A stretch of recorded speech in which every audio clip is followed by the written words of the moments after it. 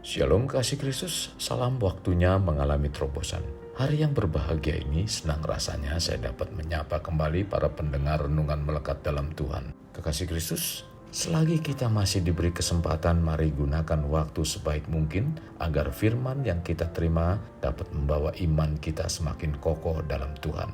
Mari kita berdoa. Tuhan Yesus, terima kasih buat kesempatan yang indah pada hari ini. Biarlah Engkau terus isi hati dan pikiran kami dengan kebenaran firman-Mu, agar firman sungguh menjadi bagian dalam kehidupan kami. Sebagaimana Engkau katakan, biarlah kami hidup di dalam firman dan firman menghidupi kehidupan kami. Tuhan, tuntun kami supaya kami dalam menjalani hidup ini tidak membuang-buang waktu yang diberikan kepada kami, agar kami dimampukan untuk dapat memaksimalkan waktu yang ada, sehingga semuanya memberikan satu kebaikan bagi kehidupan kami, terlebih mendewasakan iman percaya kami. Terima kasih Tuhan Yesus, ini yang menjadi kerinduan dan doa kami. Dalam nama Tuhan Yesus kami berdoa, amin.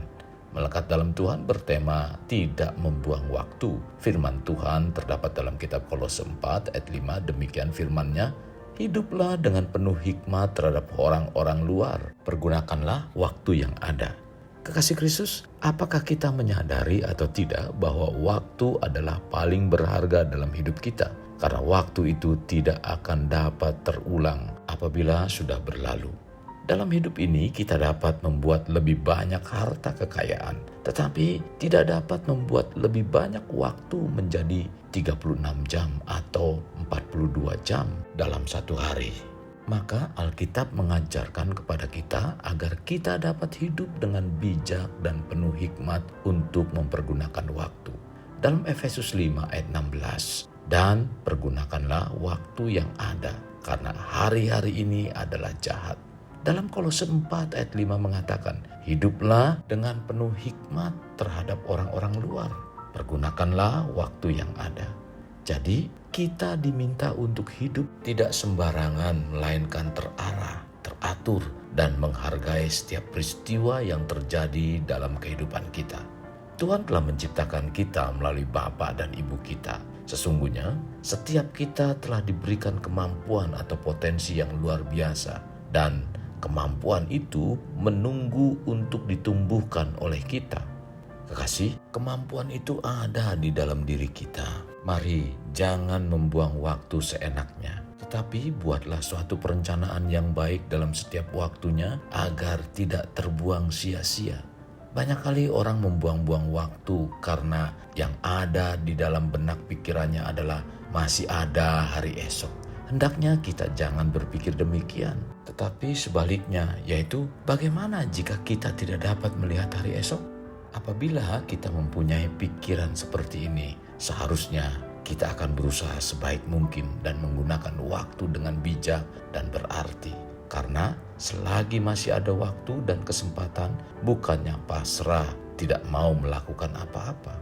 Sekarang, selagi masih ada waktu, jangan kita membuangnya, tetapi gunakan sebaik mungkin dan jalani kehidupan seturut kehendak Tuhan, dan hiduplah sebagai anak Tuhan dalam menggunakan waktu dengan disiplin. Jika kita ingin menjadi seperti Yesus, kita juga harus mendisiplin diri dalam menggunakan waktu. Yesus melakukan hal itu. Allah memberi kita waktu dan pekerjaan untuk kita lakukan dalam hidup kita. Maka dari itu kita harus menggunakan secara disiplin, tidak membuang waktu dengan percuma. Sehubungan dengan menggunakan waktu, Rasul Paulus mengingatkan jemaat Efesus agar dapat menggunakan waktu ini dengan bijak. Hal ini disampaikan dalam Efesus 5 ayat 15 sampai dengan 16. Karena itu, perhatikanlah dengan seksama bagaimana kamu hidup. Janganlah seperti orang bebal, tetapi seperti orang arif, dan pergunakanlah waktu yang ada, karena hari-hari ini adalah jahat. Jadi Rasul Paulus mengingatkan orang-orang Kristen di Efesus untuk menggunakan waktu dengan sebaik-baiknya. Karena kemungkinan saat-saat itu terjadi huru-hara besar. Tercatat dalam Kisah Rasul pasal 19 ayat 23.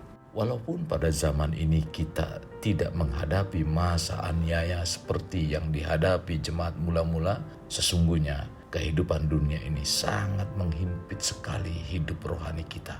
Banyak sekali suguhan-suguhan yang menawarkan hal-hal yang tidak mendukung terhadap pertumbuhan rohani, khususnya tentang menggunakan waktu yang tidak bijaksana. Sebagai contoh, kita akan dibawa untuk terikat tayangan-tayangan yang terlihatnya itu sebagai hiburan. Tetapi bila dicermati, banyak sekali waktu yang terbuang dengan sia-sia.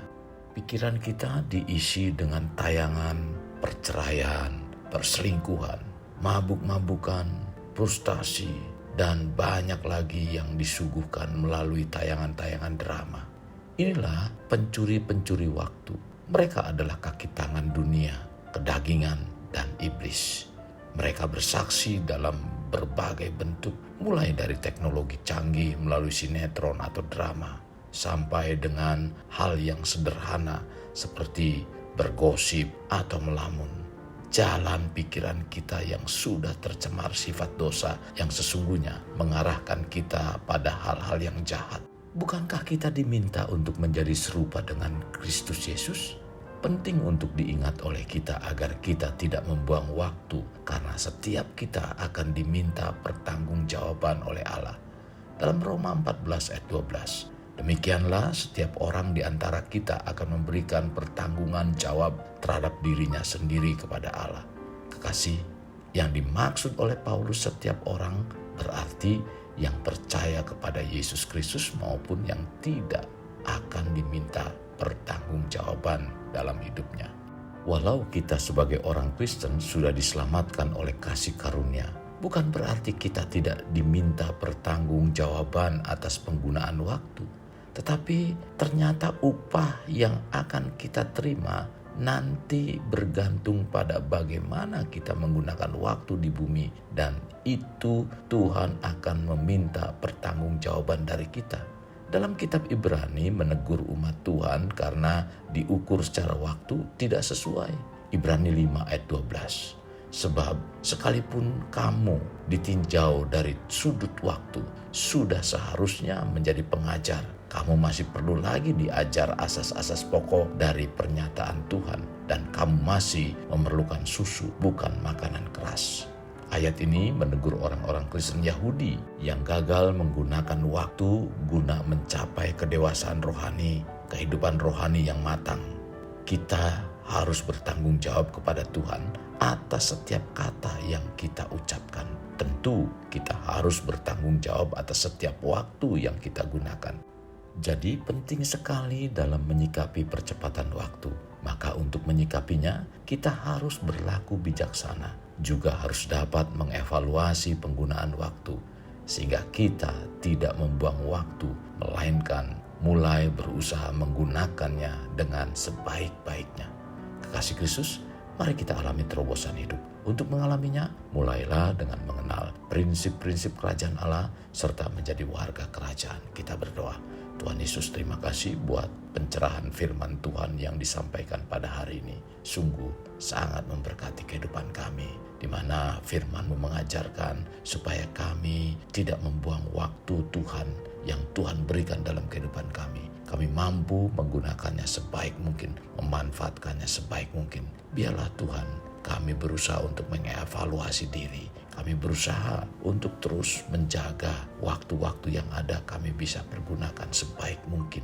Tuhan, tolong kami supaya kami tidak mudah dicemarkan oleh hal-hal yang seringkali ingin mencuri waktu kami, mencuri kebahagiaan kami, mencuri banyak hal yang disodorkan oleh setan, sehingga kami menjadi orang yang sia-sia, menjadi orang yang terus membuang-buang waktu yang Tuhan berikan dalam kehidupan kami. Maka dari itu Tuhan, tolong pimpin kami supaya kami tetap terarah dalam kebenaran firman-Mu. Tuhan, pimpin supaya kami dapat menggunakan waktu sebaik mungkin. Terima kasih Tuhan Yesus. Ini doa dan permohonan kami. Dalam nama Tuhan Yesus kami berdoa. Amin. Kekasih Kristus, mari kita akhiri dengan mengedahkan kedua tangan kita. Terimalah anugerah berkat dari Allah Bapa, kasih sayang daripada Yesus Kristus, dan persekutuan dengan Roh Kudus yang mencurahkan berkat secara rohani, berkat secara jasmani, dan berkat secara ekonomi, di mana berkat Abraham, berkat Ishak, berkat Yakub dicurahkan dan dilimpahkan dari saat sekarang sampai Maranatha tiba dalam nama Tuhan Yesus. Amin. Sampai jumpa di renungan berikutnya. Tuhan Yesus memberkati. Jangan lupa like, share, dan subscribe.